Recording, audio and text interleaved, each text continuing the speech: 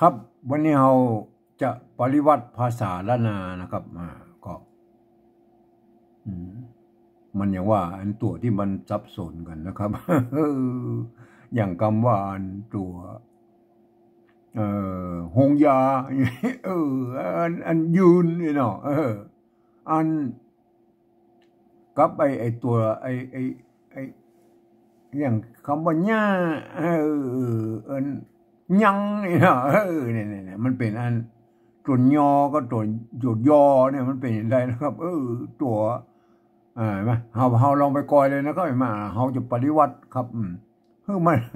มันถูกต้องก่อนนะก็เราไปกอยแล้วนะก็ไปกอยนะอันนี้เรานับจากเก้าเง่าของโบราณไปเลยเนาะเนี่ยอันนี้เป็นภาษาอันล้านนาที่รุ่นสมัยยุคสมัยที่เปิ้นยังบ่มีไม่เอกไม่โทก็คือไม่เยาะนะเนี่ยมันเยาะนะก็ยาเยาะกับยาเนี่ยมันออกเสียงยอยักษ์ไทยเนี่ยเยาะยาอันนี้เนี่ยอันนี้มันมีไม่โทใช่มั้ยมีไม่เยาะใช่มั้ยเดี๋ยวพวกก็อ่านว่าหากเนี่ยใช่มั้ยอันนี้เป็นสมัยที่เปิ้นอันเขียนมาแรกๆแล้วล่ะยุคต้นๆของภาษาล้านนาเพิ่นยังบ่มีไม่เอกไม่โทนะคือไม่เยาะนะครับไม่ขอจ้างนะยาลูกอ่อนไข้ขางตังง้วนปิดได้หากมากหากหญ้าขัดลับมึนไม่นะมันเป็นยังไงอันนี้คือภาษาล้านนานะครับที่มันเขียนกันมาเมื่ออัน400-500 ปีมาแล้วนะครับเห็นไหมเป็นยุคต้นๆของภาษาล้านนาแล้วครับเมื่อ200หรือ250 ปีที่แล้วเนี่ยเพิ่นก็ใจกันภาษาล้านนากันอยู่นะครับเพิ่นบ่มีภาษาไทยมาเขียนแล้วก็เห็นไหมอัน100 ปีลงมานี่แหละครับทีเนี้ยภาษาไทยมันเริ่มมีอันภาษาไทยมันเพิ่นเริ่มมีอันมาอันมาเขียนกันแล้วครับทีนี้ก็เริ่มก็เปิ้นเริ่มว่าอันเปิ้นฮ้องว่าอันเปิ้นฮ้องว่าอันยืมเอาภาษาไทยมาเขียนนะครับบ่เดียวนี้คนบ่ฮู้ภาษาล้านนาก็เอาภาษาไทยมาเขียนเนี่ยนะเอาภาษาไทยมาเขียนนี่ก็อันเอาภาษาไทยมาเขียนก็อันก็ว่าอันก็เขียนกันตามภาษาไทยเนาะมันความจริงมันจะต้องเอาภาษาไทยมาเขียนมันไม่ใช่ภาษาล้านนานะครับมาอย่างเช่นตะกี้เฮาอู้เรื่องคำว่าญ่าเนี่ยเห็นมั้ยยาเนี่ยตัวยะนะครับยะตัวยะอันนี้มันตัวยะนะครับแล้วก็เป็นอันตัวหะมันก้ำมาก็เป็นตัวยะนะครับเห็นมั้ยอันโบราณแล้วเพิ่นบ่มีไม้ขอจ้างนี่นะครับแต่อันนี้มันใส่คือมันเหมือนปัจจุบันไม้ขอจ้างญ่านะครับญ่านะยากับญ่าเนี่ยเห็นมั้ยเนี่ยยากับญ่าอันยากับญ่าเนี่ยอันเฮาจะปฏิวัติกันอย่างไรนะครับเห็นมั้ยเฮาจะปฏิวัติกันอย่างไรนะครับเห็นมั้ยโอเคนะครับอันการปฏิวัติภาษาล้านนานั้นมันก็มีอยู่อันต่างคนต่างไปวัดไปเรื่อยก็ว่ากันไปแล้วก็เห็นมั้ยอันผมเองนี่ผมใช้หลักการนั้นการปฏิวัติของภาษาล้านนาตามแบบอันของอันที่อย่าง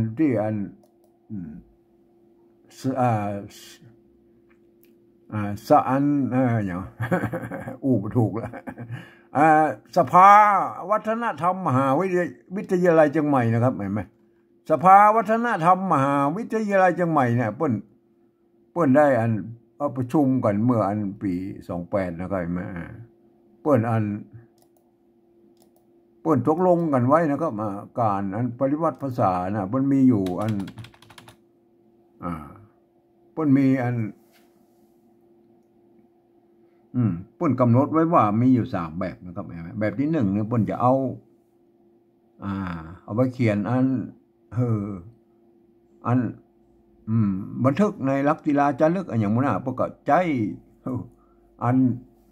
เอาอักษรไทยเนี่ยมาเทียบนะครับเทียบแล้วก็เทียบมาทุกไม้ทุกสิ่งทุกอย่างไม้กงไม้กังไหลไม้หยังมุกเปิ้นเอามาหมดแล้วก็เปิ้นมาเว้นเลยมาไหนมาอันนี้เฮาบ่ยุ่งละ อันแบบที่สองนะแบบที่สองนะแบบที่สองนั่นเปิ้นเอาอักษรไทยนะครับอักษรไทยยืมอักษรไทยม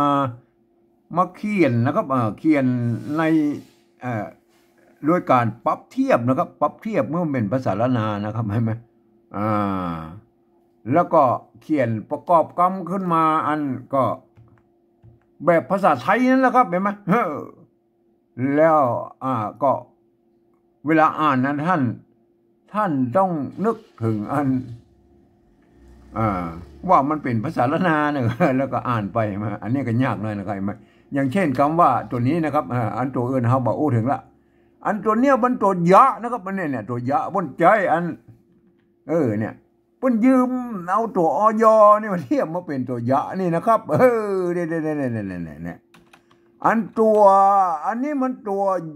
ยะนะครับตัวยะนะครับตัวยะอันถ้าเป็นตัวอันนี้มันตัวยะนะครับหอยอนะครับหอยออันนี้หอยอนะเห็นไหมถ้ามันเป็นตัวยะนะครับตัวยะนี่นะครับมาตัวยะมันตัวนี้นะครับมาตัวยะนะอันตัวยะนะครับเห็นไหมตัวยะมันตัวนี้นะครับเนี่ยเพิ่นเอาตัวอันเนี่ยยืมอันนี้เนี่ยอันคนเฒ่าโบราณเนี่ยเมื่อ100 ปีที่แล้วเนี่ย100 ปีที่ลงมาเนี่ยเพิ่นยืมมาตัวยอยักษ์นี่มาเป็นตัวยะนะครับนั่นตัวยะมันอันอยอนี่ไปเป็นตัวยะเนี่ยเพิ่นยืมมาใส่เนี่ยอันหอยอเนี่ยเพิ่นยืมมาเป็นตัวยะนั่นเห็นไหมโอเคแล้วก็มีทำตัวนั่นภาษาละนาเนี่ยมา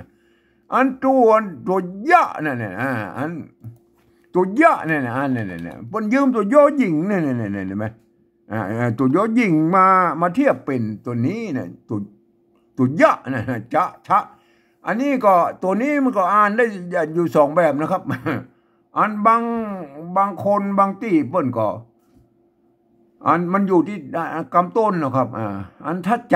จะสะนะครับมันเปิ้นออกฉะบ่ถูกนะครับก็จะสะญะมันเป็นญะไปอย่างนะครับเห็นไหมก็เต้าไอ้ตัวนี้เลยมั้ยหรือถ้าเปิ้นออกเสียงถูกนะครับที่เปิ้นออกเสียงอันตัวฉะน่ะชะยะนี่โอเคนะก็เป็นยะอันนี้ออกเสียงได้2แบบนะครับตัวโปรดเข้าใจไว้แล้วครับเห็นมั้ยอันอย่างเช่นสัญญาเห็นไหมสัญญาไม่ใช่สัญญานะสัญญาเห็นไหมมันคนเมืองออกสัญญามันเอาเนี่ยเขียนด้วยตัวนี้ก็โอเคนะครับอันนี้อัน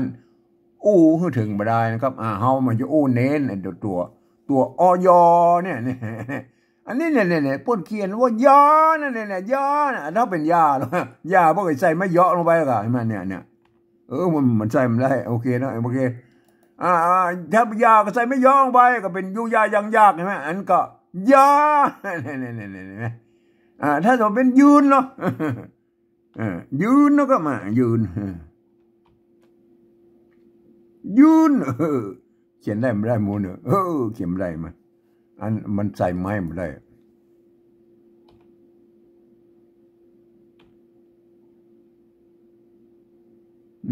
ใส่ไม้ไม่ได้โอเคแล้วมันใส่ไม้ไม่ได้โอเคนะครับยืนมาใครไม่ได้โอเคเอายานั่นเอายาน่ะโอเคนะครับ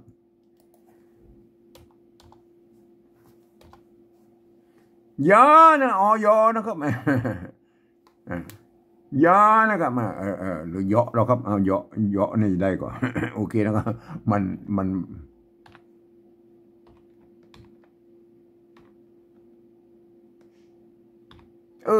นี่ได้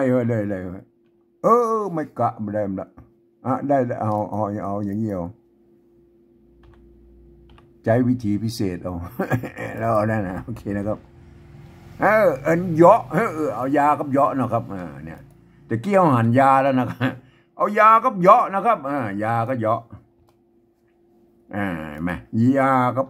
เยาะนะครับเห็นไหมยานั่นอันนี้เนาะอันนี้ก็เอายังนะก็ยังโอเคนะครับโอเคนะยังเนี่ยอันนี้เขาบอกถึงละคำว่าสัญญานะอันนี้เขาบอกถึงละ โอเคไอ้ตรงนี้ไม่ได้ที่มันซับซ้อนกันนะโอเคนะครับเนี่ย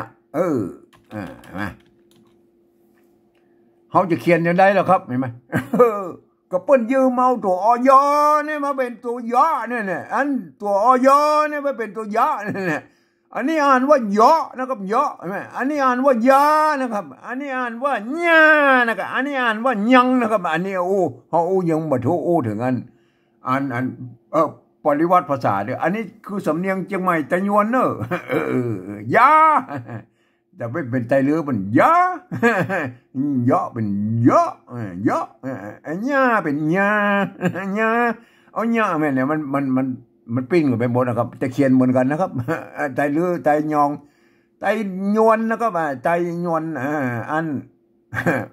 แต่เวลาออกเสียงมันเหมือนครับอันไตลวกกับไต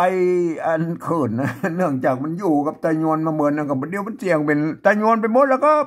โอเคนะครับเขาถึงยาเห็นไหมยานั่นเนี่ยไม่กากับอันเนี่ยปนยืมเอาตัวอยไปเทียบเป็นตัวยาแล้วครับใส่ไม่กาก็อันยาเนี่ยอ่านว่ายานะกันบางคนเขียนอย่างนี้เนาะเนี่ยจะให้มันเป็นยาเหรอเนี่ยแหละเนี่ยเอาปนนี่เราเนี่ยปนยืมตัวเดียวยักษ์ไม่เป็นตัวหญ้าอะไรใช่ไหมปนยืมเป็นตัวยักษ์ไม่เป็นตัวหญ้าอะไรใช่ไหมอ่านว่าอย่างอ่านว่าหญ้าอ่านว่าหญ้ามันซับซ้อนลงไปหมดนะครับเห็นไหมถูกไหมอันผมก็ขอเขาเขียนอย่างนี้นะครับเนี่ยอยู่ยาอย่างยากเนี่ยยานะครับยืนนะครับแม่เนี่ยอันเย็นนะครับมันจะต้องอยเขียนครับโปรดเข้าใจไว้ด้วยนะเนี่ยอันนี้รออันนี้เยาะนะครับเยาะไว้นะอันนี้อันเห็นไหมเยาะนะครับเยาะเห็นไหมเยาะนะเยาะเยาะนะครับมันเยาะอันนี้อ่านว่าเยาะเห็นไหมเยาะเยาะเห็นไหมเยาะก็ใส่ไม่จัตวาบ่เนี่ยเยาะเนี่ยได้ยังโอเคนะครับเห็นไหมเยาะเห็นไหมต่อไปนะครับอันนี้เสียง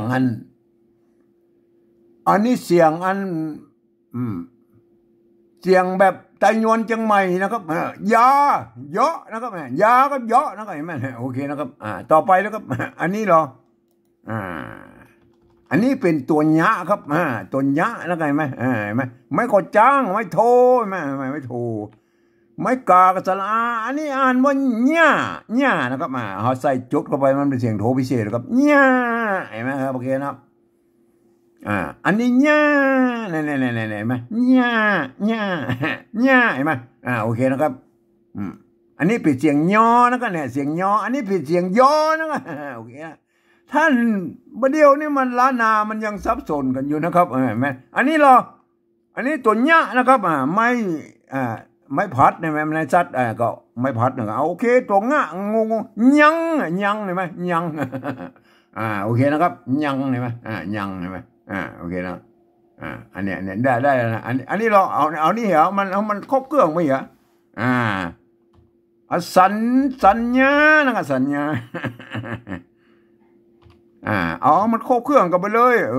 ไม่ได้เว้ย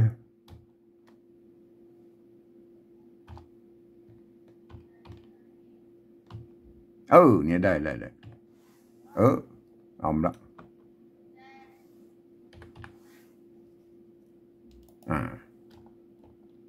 ได้เนี่ยโอเคนะครับเอามันได้หมดเนี่ยโอเคแล้วครับจะได้มันท่องแกนกันไปเยอะนะครับสันนะครับเนี่ยอันนี้เนี่ยตัวญะตัวในกรณีนี้อ่านเป็นสัญญาใช่ไหมเป็นตัวญะเนี่ยมันอันนี้ตัวยะนั่นตัวยะจะยะหรือจะสะญะนะญะนะเนี่ยท่านได้หูไปเยอะไอ้ตัวยอยักษ์ตัวยอทั้งหลายเลยนะเห็นไหมอันของล้านนามันมีอยู่3ตัวนะครับของไทยมันมีอยู่2ตัวเพราะฉะนั้นป่นยืมมาไอ้ตัวยอยักษ์เนี่ยยอยักษ์เนี่ยเป็นตัวญะแล้วเนี่ยตั้งแต่อันโบราณเนี่ยท่านจะเอาไปเพาะกันไปยุ่งกันครับเห็นไหมเห็นไหมจะไปยุ่งก็ไอ้ตัวอันเนี่ยออกเสียงยอยักษ์ไทยเนี่ยยะเนี่ยเห็นไหม เห็นไหมมันก็ต้องเขียนนี้บางคนบางเขียนอย่างนี้เห็นไหมเนี่ยโอเคนะครับบางคนเขียนอย่างนี้อันนี้ภาษาไทยเพิ่นอ่านว่าอะไรเพิ่นอ่านว่าเหยาะนะครับเหยาะเสียงเองนะครับแต่ถ้าจะมาเฮาบ่ถึงอ่านภาษาแล้วนานแล้วเหยาะเห็นไหมนี่นะอันนี้อ่านยังเห็นไหมแต่อันนี้มันเป็นภาษาปริวัติครับเพิ่นเอายอยักษ์มาเป็นตัวญะแล้วนะครับเพราะฉะนั้นอ่านยังอ่านญะนะครับอันนี้เนาะอ่านเหยาะครับอ่านเหยาะอ่านใส่แม่ฉันว่าแล้วอ่านเหยาะเหยาะเหยาะอันเหยาะนะครับเห็นไหมท่านก็ไปเกิดกันเอาเองแล้วก็ล้านนาของเขาเนี่ยผมแนะนำเพื่อนะครับเขียนให้ถูกกันนะครับโอเคนะครับอันเนี้ยผมเขียนอย่างนี้นะครับโทษดีอันนี้เนี่ยอยเนี่ยอยอันคนเฒ่าโบราณเมื่อ100 ปีที่แล้วเราปนยืมไม่ตัวอยนี่มันเป็นตัวยะครับเห็นไหมยืมอยมันเป็นตัวยะนี่แล้วก็มันยายานะครับแม่อันนี้ยอครับเห็นไหมท่านไปเอาห่อยอมาใส่แล้วก็ว่ายุ่งปนเปก็ไปหมดนะครับเห็นไหมมันก็ยุ่งนะครับอันนี้ยายอนะครับยานะครับอันนี้ยอนะครับยอ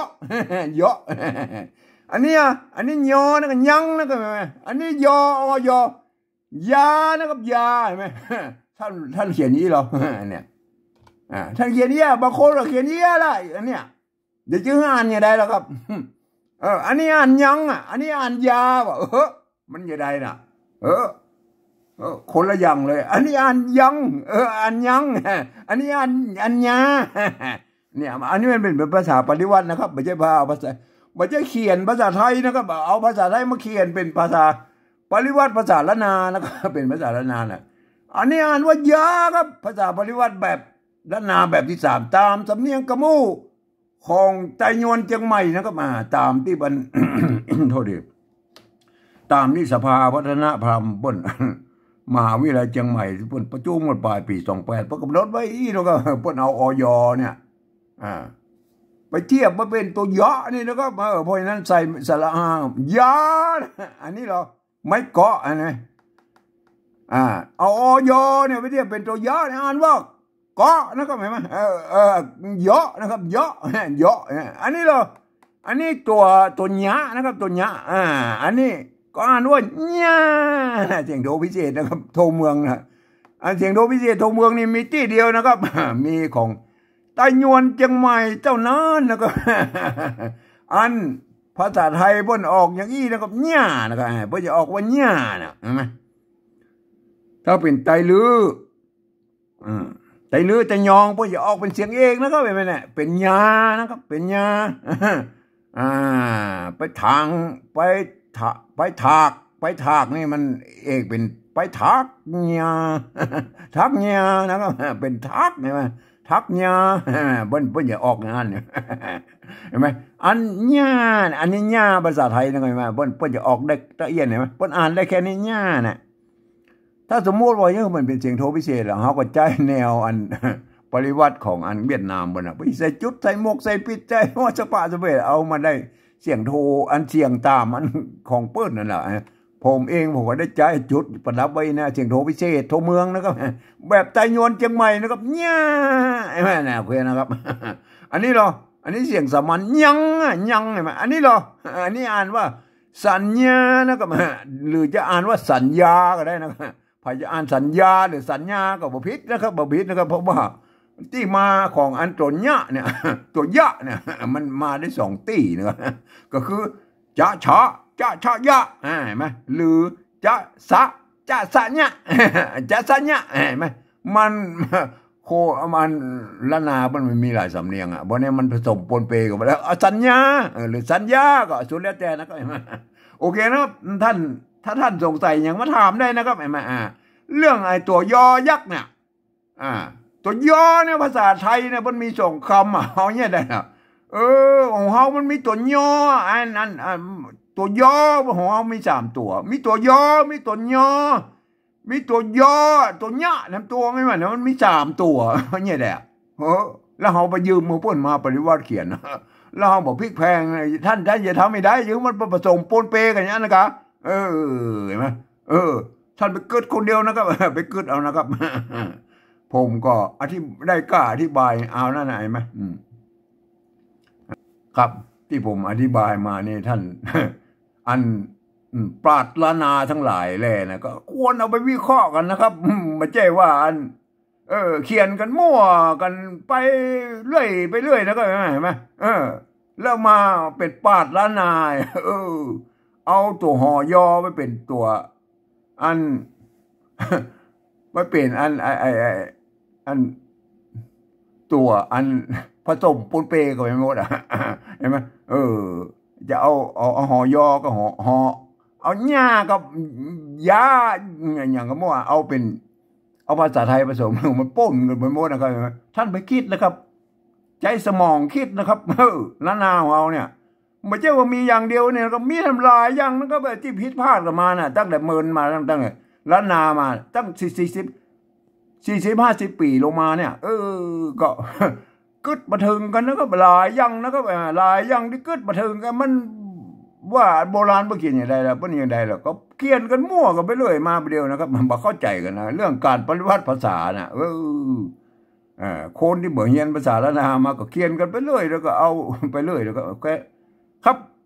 ขอฝากไว้นะครับเรื่องการปฏิวัติภาษานะท่านจะทำอย่างไรแล้วก็มัน